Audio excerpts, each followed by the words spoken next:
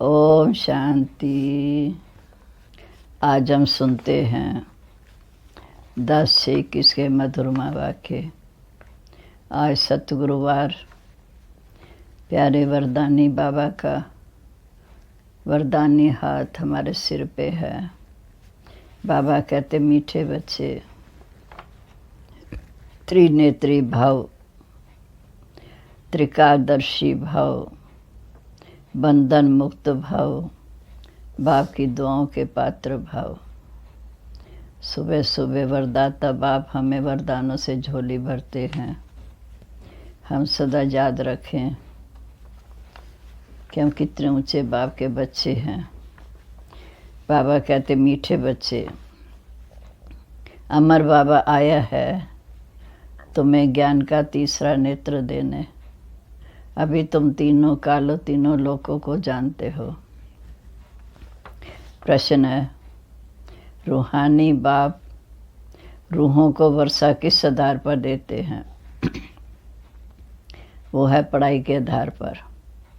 जो बच्चे अच्छी रीति पढ़ते हैं, देह अभिमान को छोड़ देही अभिमानी रहने का पुरुषार्थ करते हैं, उन्हें ही बाप का वर्षा मिलता है। लौकिक बाप सिर्फ बच्चों को वर्षा देते हैं, बेटे को, लेकिन परलौकिक बाप का संबंध आत्माओं से है। बेटा बेटी से नहीं, आत्माओं से है, इसलिए रूहों को वर्षा देते हैं। गीत है, भोलेनाथ से निराला और कोई नहीं। ओम शांति। रूहानी बच्चे रूहानी बाप से अमर कथा सुन रहे हैं, इस मृत्यु लोक से अमर लोक में जाने के लिए। निर्वाण धाम को अमर लोक नहीं कहा जाता, वो तो आत्माओं के रहने का घर है। अमर लोक जहाँ तुम अकाले मृत्यु को नहीं पाते, अर्थात सतयुग, इसलिए इनको अमर लोक कहा जाता। रूहानी बाप जिसको अमरनाथ कहा जाता, ज़रूर अमर लोक में जाने के लिए मृत्यु लोक में कथा सुनाएंगे ना, कि संगम समय पर सुनाएंगे, तभी हम पुरुषार्थ कर अमर लोग जा सकते हैं। 3 कथाएं भारत में मशहूर हैं। अमर कथा, सत्यनारायण की कथा, तीजरी की कथा। भक्ति मार्ग में तो तीजरी का अर्थ भी कोई नहीं समझते।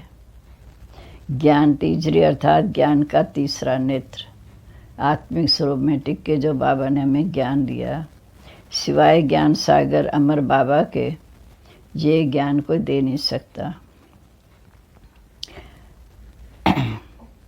तो बाबा ने कहा, ये भी झूठी कथाएं सुनते हैं।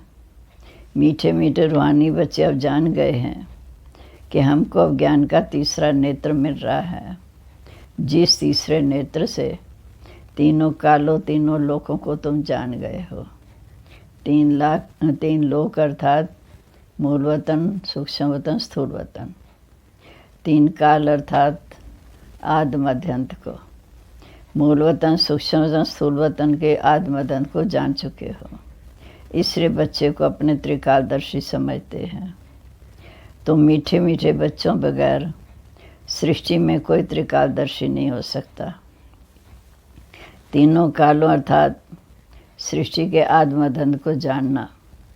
आदि में हम ही देवता थे, मध्य में भक्ति मार्ग में पुजारी बने, अंत में फिर बाबा आकर फिर हमें पूज्य बना रहे हैं।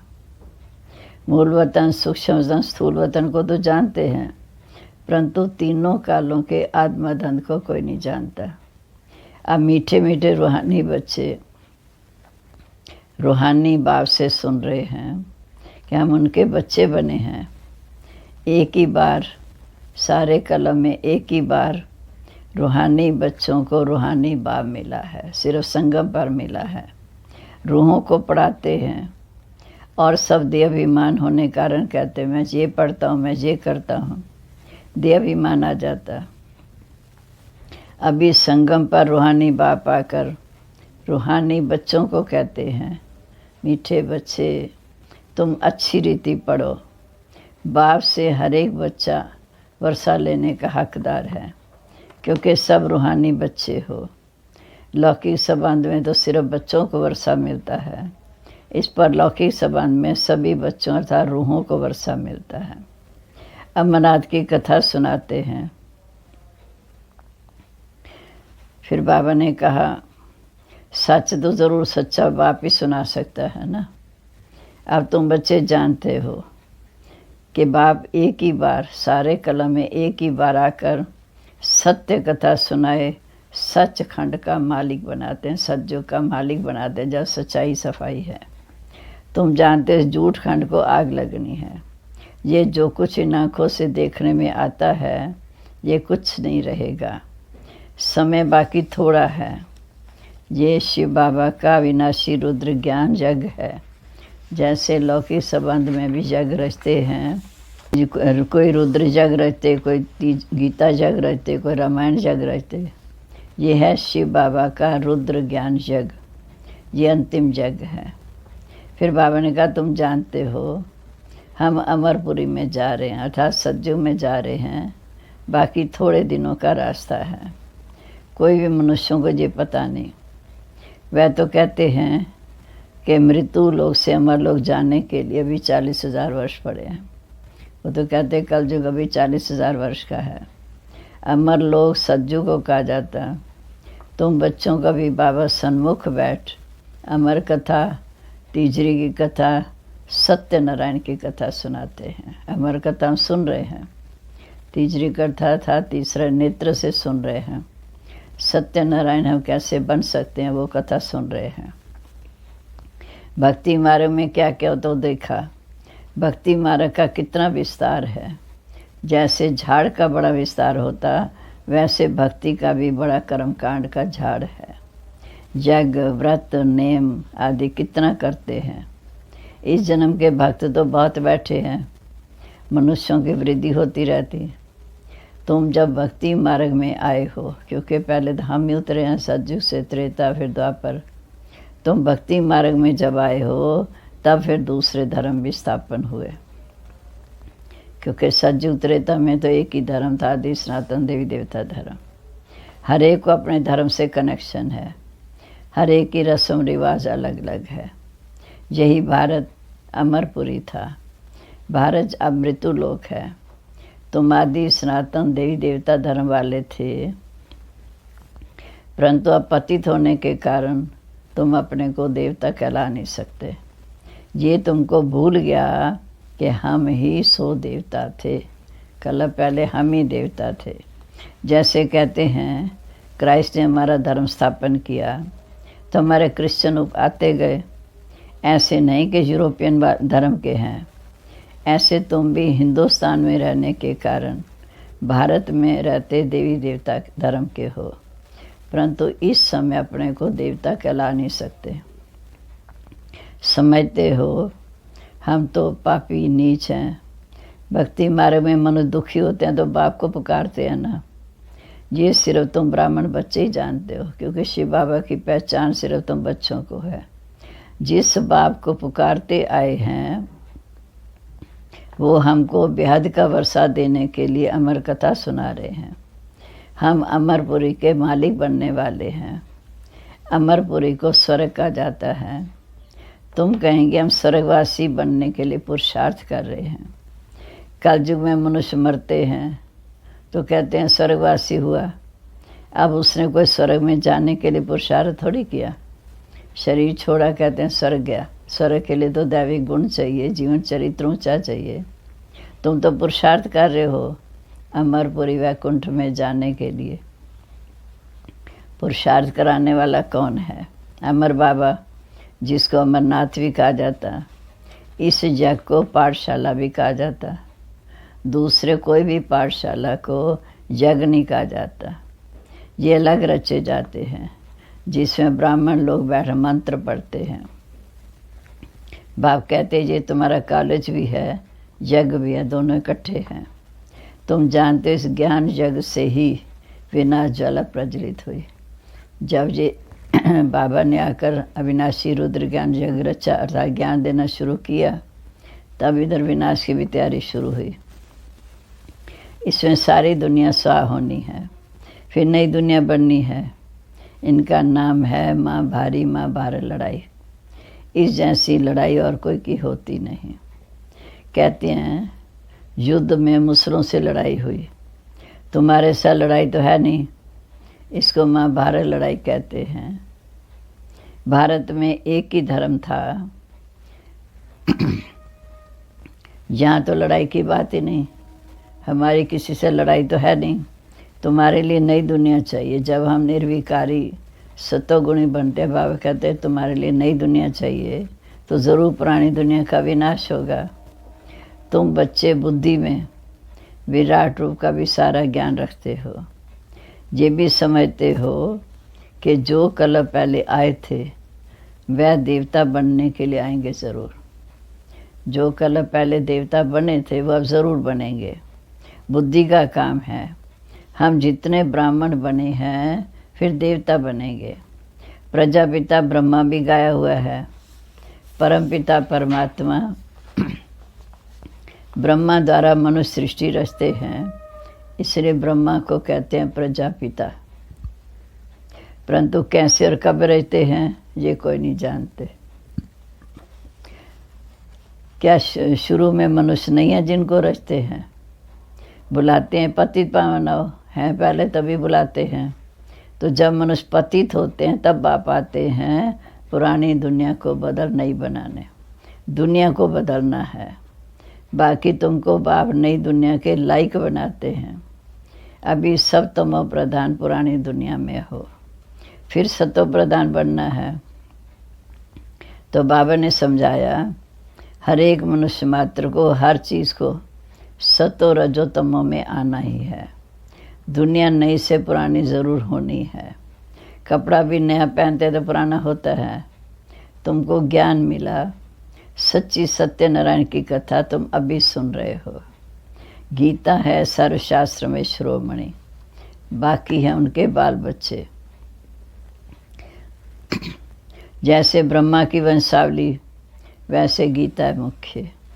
ऊंचे तो ऊंचा माँ बाप, बाकी हैं बच्चे। अभी माँ बाप से वर्षा मिल सकता है, बाकी कितने भी शास्त्र पढ़े कुछ भी करें पर उनसे वर्षा मिल ना सके। संगम पर शिव बाबा हमें वर्षा देने लायक बना रहे हैं, बाकी हमने कितना भी भक्ति मार्ग में किया उससे कुछ भी नहीं मिला। करके जो शास्त्र पढ़ते हैं उनकी कमाई होती है, वह तो गया अल्पकाल के लिए। यहाँ तुम बच्चे जो सुनते हो तुम्हारी भविष्य कमाई बहुत ऊंची है। 21 जन्म के लिए विचार करो। वह एक सुनाएंगे, सब उनको पैसे देंगे। यहाँ बाप तुम बच्चों को सुनाते हैं और साथ साथ फिर तुम 21 जन्म के लिए साहूकार बन जाते हो। वहाँ सुनाने वाले की जेब भरती, भक्ति आदि करना ये प्रवृत्ति वालों का काम है। तुम हो प्रवृत्ति मार्ग वाले, तुम जास्ती हो। स्वर्ग लोक में तुम ही पूज्य थे, नहीं तो 84 जन्मों का हिसाब कहाँ से आएगा। यह रूहानी ज्ञान जो सुप्रीम रूह ज्ञान सागर से मिलता है। यह रूहानी ज्ञान जो सुप्रीम रूह रूहानी ज्ञान सागर से मिलता है। पतित पावन बाप ही इस समय सबका सदगति दाता है। हम बच्चों को इस समय अमर कथा सुना रहे हैं। जन्म जन्मांतर झूठी कथा सुनते आए हो। ये सच्ची कथा सुनकर तुम इस समय 16 कला संपूर्ण बनते हो। चंद्रमा को 16 कला संपूर्ण कहा जाता है, सूर्य को नहीं। तुम जानते हो हम आत्माएं भविष्य में सर्वगुण संपन्न 16 कला संपूर्ण बनेंगे। फिर आधा कल्प के बाद उनमें खाद पड़ जाती है।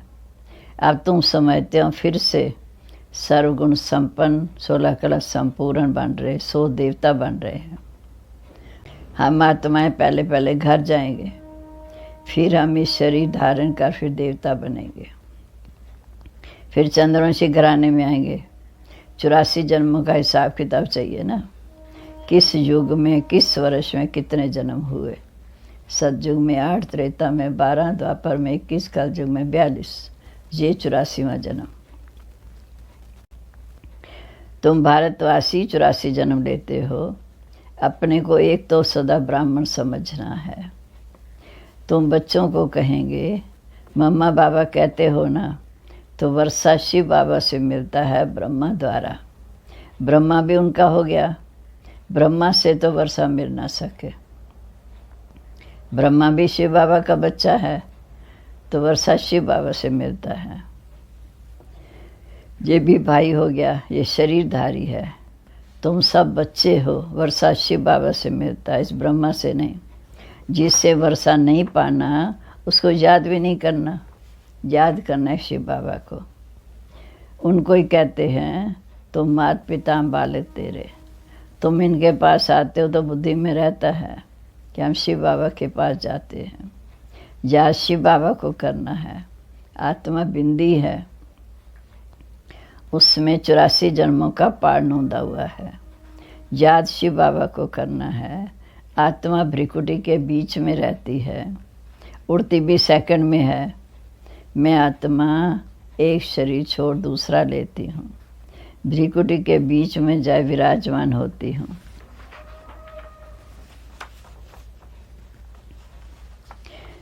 हम आत्माएं अलग हैं, शरीर अलग है।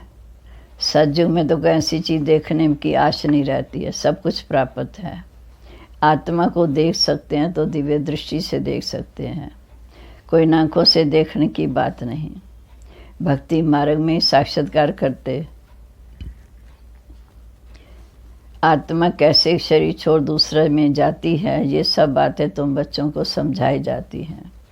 अभी तुम समझते हो हम अमरपुरी में जाने के लिए पुरुषार्थ कर रहे हैं। अमर लोक में हम जन्म लेते हैं, फिर वहाँ हम गर्भ महल में होंगे। यहाँ तो गर्भ जेल में बहुत त्रात्रा करते हैं। अब आधा कल्प के लिए बाबा तुम्हें सब दुखों से छुड़ाते हैं, तो कितने प्यार से ऐसे बाप को याद करना चाहिए। जो बाबा हमें इतना प्यार करता है तो उसे याद भी प्यार से करना चाहिए।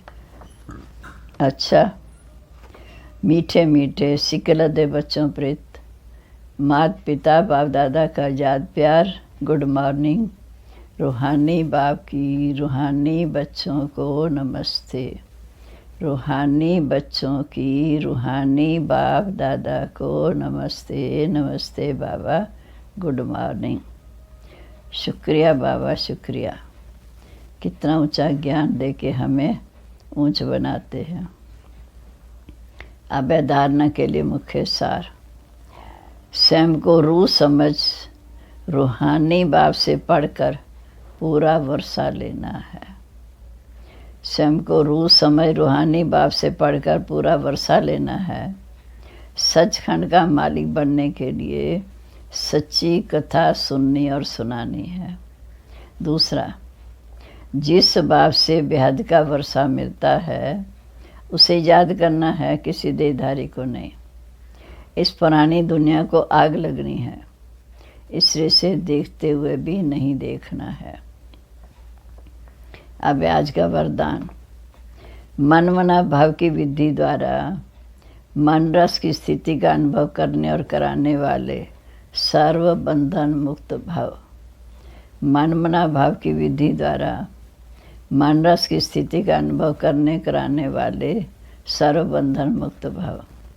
जो बच्चे लोहे की जंजीरें महीन धागों के बंधन को तोड़ बंधन मुक्त स्थिति में रहते हैं, वह कलयुगी स्थूल वस्तुओं की रचना व मन के लगाव से मुक्त हो जाते हैं। उन्हें देह अभिमान या देह की पुरानी दुनिया की कोई भी वस्तु ज़रा भी आकर्षित नहीं करती। जब कोई भी इंद्रियों के रस अर्थात विनाशी रस की तरफ आकर्षित ना हो, तब अलौकिक अतीन्द्रिय सुख व मन रस स्थिति का अनुभव होता है। जब विनाशी रस की तरफ आकर्षित ना हो, तब अलौकिक अतीन्द्रिय सुख व मन रस स्थिति का अनुभव होता है। इसके लिए निरंतर मन मना भाव की स्थिति चाहिए। स्लोगन है, सच्ची सेवा वो है जिसमें सर्व की दुआओं के साथ खुशी की अनुभूति हो। सच्ची सेवा वो है जिसमें सर्व की दुआओं के साथ खुशी की अनुभूति हो। आज का सम्मान है, मैं सदा खुश नसीब व बंधन मुक्त आत्मा हूँ। मैं सदा खुश नसीब व बंधन मुक्त आत्मा हूँ। ओम शांति।